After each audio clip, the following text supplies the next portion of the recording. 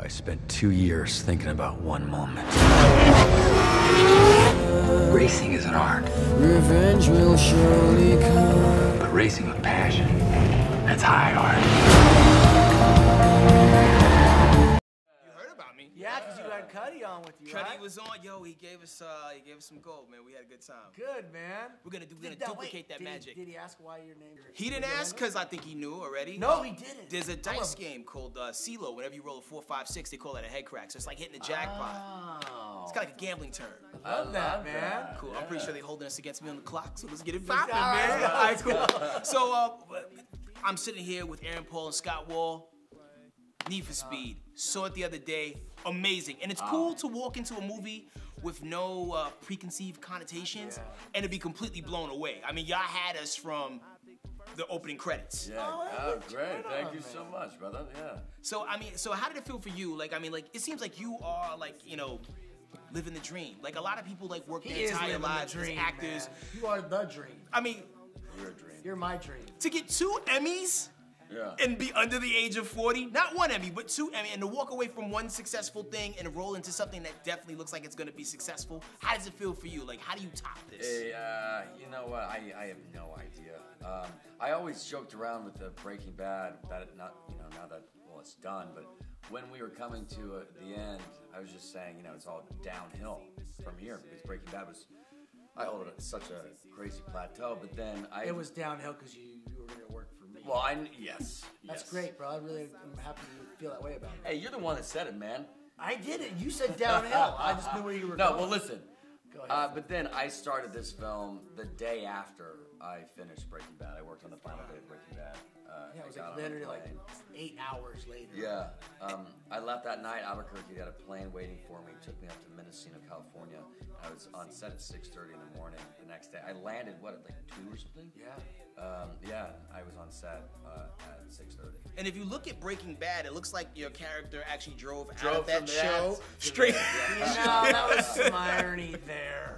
Yeah. It was like of all the places to put the trailer for the new movie, that was like, this is a bizarre spot. That was hilarious. And Scott, man, big shout out to you, man. I mean, like, you know, like to transform something that people hold dear, like a video game franchise, and be able to flip it and make it something interesting. That's hard to do. And Need for Speed is a bizarre franchise to try to flip. Like, how do you make cars interesting? But y'all managed to weave together a great tale with a great supporting cast. And I fell in love in the movie with, and I know I'm gonna screw her name up because I've been doing it all day. Imogen Boots. Oh my Imogen, God! Right? Here's how she got me. Cause like I saw her in The Awkward Moment. Yeah. And she was speaking like an American. Yeah. In this movie, she was speaking her native British accent. It's just like, oh my God, I'm in love. It's cool. Yeah, right? She's so sexy. Yeah, she's phenomenal. It was just like one of those things from the beginning, you know, speaking with the franchise. We really wanted to make a throwback to the 60s and 70s when car culture movies were amazing. You know, they were huge then. Bullet, French Connection, Vanishing Point, Smoking the Bandit, Blues Brothers. You go down the line, man, and Cannonball Run. Oh, they were fun movies, you know, but they all had these really interesting stories, and I really felt like Need for Speed was a great format that let us put a really cool human story inside this crazy action world. Now, who was the biggest maniac on the entire set? Because, like, in my head, I picture you being this wild, crazy guy, but I've seen some of your interviews too, Scott, and it just seems like you might have been the wild one. Honestly, I think he was. I mean, he was so unbelievably focused, but you could tell what was brewing inside of this guy. Sometimes it just pained me that all my boys were doing all the stunts, and I couldn't do that anymore.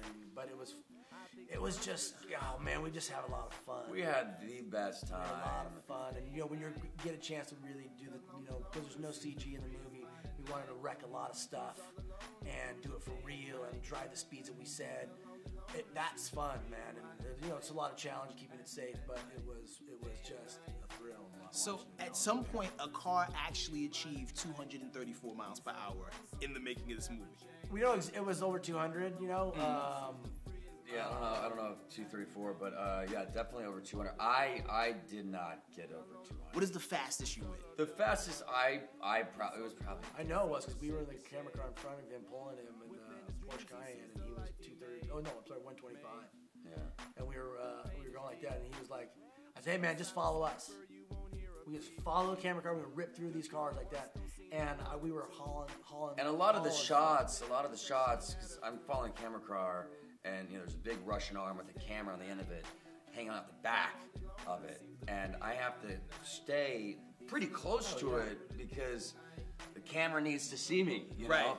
And I mean, to be going that fast, weaving through traffic right behind a Porsche Cayenne, it's fantastic. And who are these stunt people? Because the driving that was done in this movie, I mean, and you named some classic driving movies, but I don't think I've seen driving like this since Cannonball Run. We've had the best, Best Lance in the world. Gilbert, my stunt coordinator, we really put together the best stunt driving race drivers in the world. We had Tanner Faust, who is on that BBC show, Top Gear, and then you have Reese Millen, Rich Rutherford. These are all like drift champions, rally car champions, and Pikes Peak champions. And it's like these guys are so talented that we could do stuff practically and for real that most people are just not going to believe. It was fun. That's awesome, man. So, in addition to everything that was going on with the movie, I know you guys had a lot of fun, and I don't want to pull the cake out of the oven before How it's done. great is Kid Cudi in this movie, right? Scott Mescudi is so damn funny. Maverick. Right? Maverick. Or Liar One, I think they call him. One of the scenes. He is so funny. And everything seems so natural. To be able to do something and everything is believable, you don't really get a chance to see that a lot. Sometimes you're like, hey, he probably wouldn't do that. Right. Like the guy, and I hate that I forgot his name, but the guy who quit his job, got completely naked, so he would never. Finn's the character, Rami Malek. Finn seemed real legit. You felt a certain way when something happened to another character at the beginning of the movie, and it made you connect to it. I wanted to see Aaron Paul beat that guy so bad at the end of the movie. It's like, right? Yeah. You need to hit him, right? That's why I just jumped at this chance, because when I read the script, I was instantly invested in these characters. I mean, what they created, just fun, great, complex characters. Well, I don't want to jump the gun here, but is there plans for us? I mean, it has to do well, obviously. Right. But do you guys have a game plan in mind to keep this franchise going and keep it rocking? I think we would. Unfortunately, I might want to work with him again. But if really, we would love the opportunity to do another one, man. Yeah. Obviously, it all depends on how it does the box office, but we definitely have some storylines in mind. This is hands down the most fun I've ever had on a film, and of course, we'd love to jump behind the wheel in some more crazy cars and drive across the country again, or go somewhere else in the world and just play around with these guys. Yeah, we had a blast. So if it does well, people like it, if they want more, then hopefully we'll do more. Yeah. So awesome stuff. March 14th is the big day. I'm looking forward to it.